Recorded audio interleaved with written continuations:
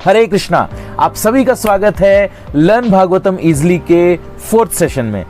3rd session में हमने discuss किया था कि 88,000 ऋषि मुनियों ने 6 प्रमुख प्रश्न क्या पूछे, और उसके बाद हमने बताया था कि नेक्स्ट सेशन में हम आपको बताएंगे कि कैसे, अगर आपको इंस्पिरेशन नहीं मिल रहा है भागवतम पढ़ने का तो कैसे मिलेगा। तो आज के सेशन में हम बताएंगे आपको कि कैसे आप इंस्पिरेशन ले सकते हैं। तो हम आपको एक कहानी सुनाने जा रहे हैं।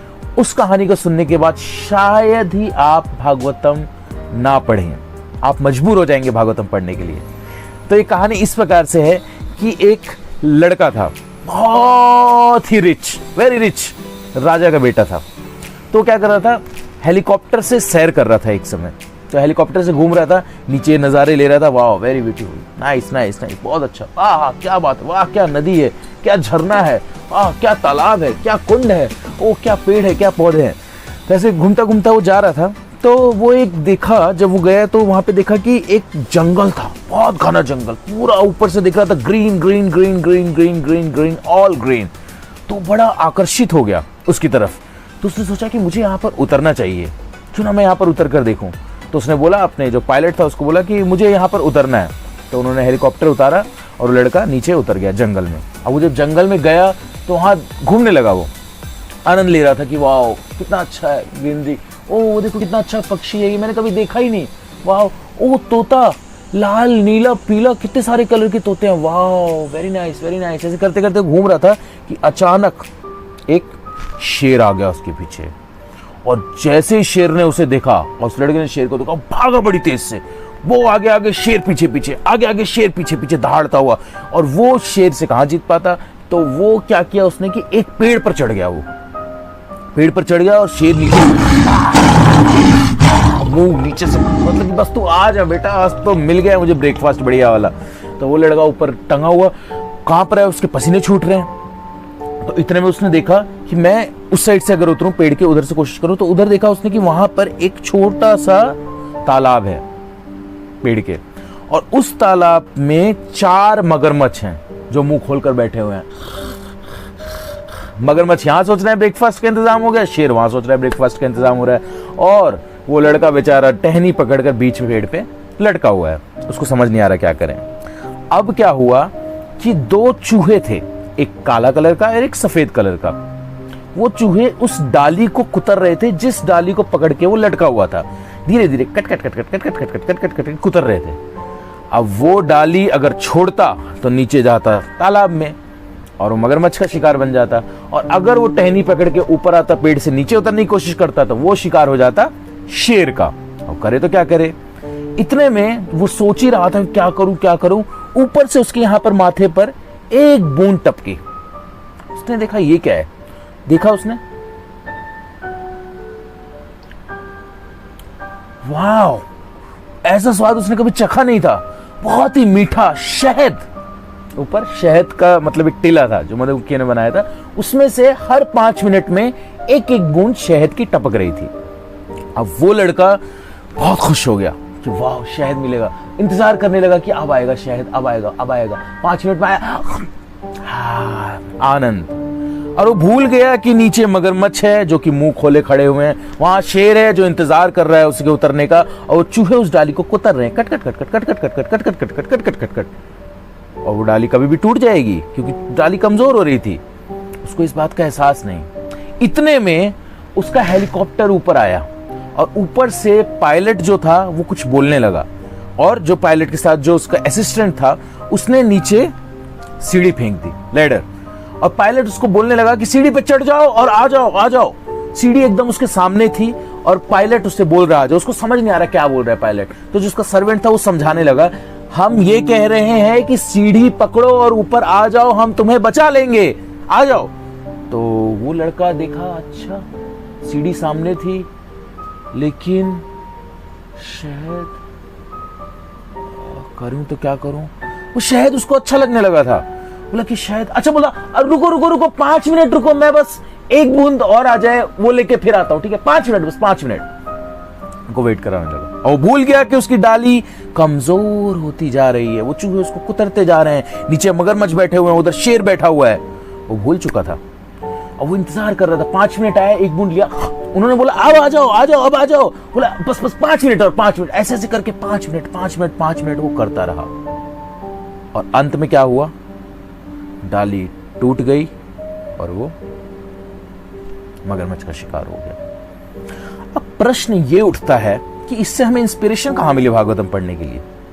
ओके, तो इसमें जो वो शेर था वो कौन था? वो था मृत्यु। जैसे कि हम हैं, वो बालक, वो लड़के हम हैं, ठीक है, जो कि लटके हुए हैं इस भौतिक जगत में। उस जंगल में ऐसे कई लड़के कई लड़कियां लटके हुए थे ऐसे पेड़ पकड़ के और शहद चाटने की कोशिश कर रहे थे। और सेम कंडीशन, सबके नीचे मगरमच्छ थे। वो 4 मगरमच्छ कौन थे? जन्म, मृत्यु, जरा, व्याधि। जन्म था, मृत्यु था, बुढ़ापा और बीमारियां। अब वो 2 चूहे कौन थे, सफेद और काले?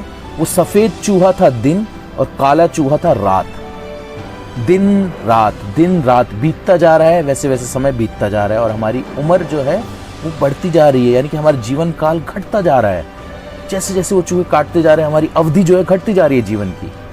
और वो लड़का यानी कि हम क्या करने में लगे हुए थे? शहद लेने में। मतलब इतना वर्स्ट कंडीशन था, मरने की ऐसी स्थिति में कौन शहद, किसको ध्यान आएगा? लेकिन हम शहद ले रहे थे उस लड़के की तरफ। जो हेलीकॉप्टर से आए थे पायलट, वो कौन थे?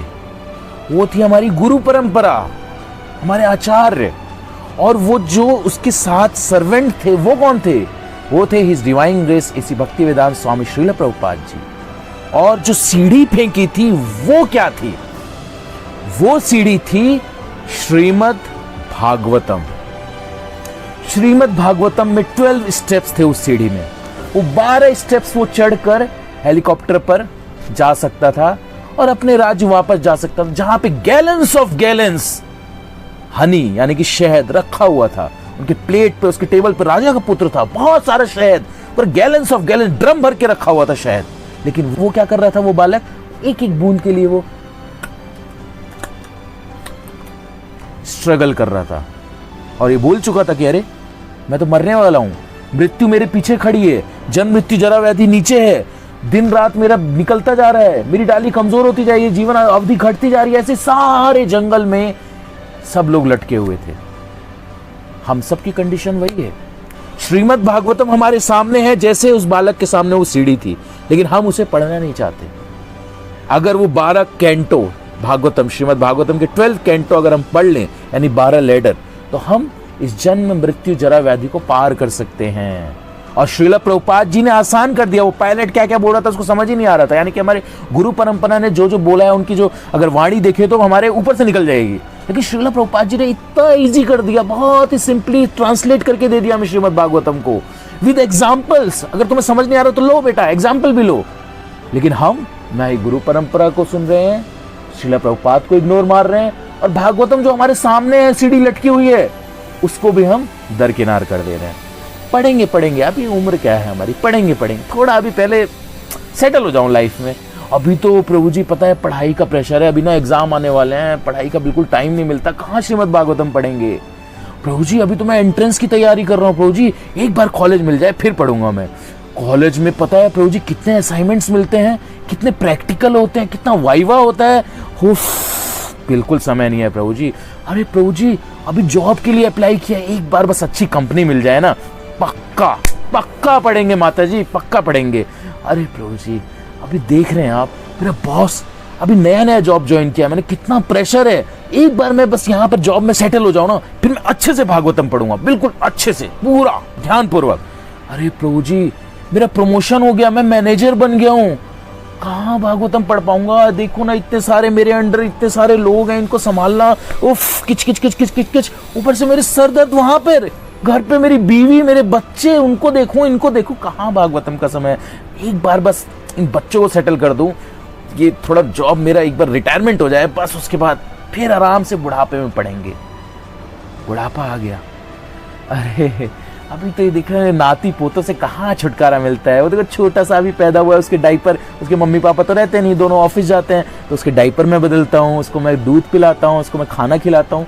कहाँ समय है मेरे पास, बस उसमें ही आनंद है मेरा। क्या भागवतम पढ़ना, वैसे भी उम्र निकल चुकी है, आँख से सही दिखता नहीं है, घुटने चलते नहीं है, कहाँ समय। तो ये है हमारी स्थिति। तो अभी भी हम जाग सकते हैं ये कहानी सुनकर।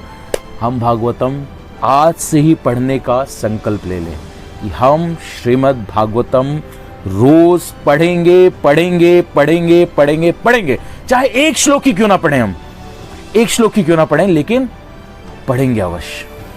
ठीक है, तो हम संकल्प लेते हैं कि आज से हम श्रीमद् भागवतम पढ़ेंगे। आप लोग संकल्प लेते हैं? अगर आप लोग संकल्प लेते हैं तो नीचे कमेंट बॉक्स में लिखकर हमें बताइए, yes, from today onwards I will read Shrimad Bhagavatam. If not 1 hour, half an hour. If not half an hour, 15 minutes. If not 15 minutes, 5 minutes.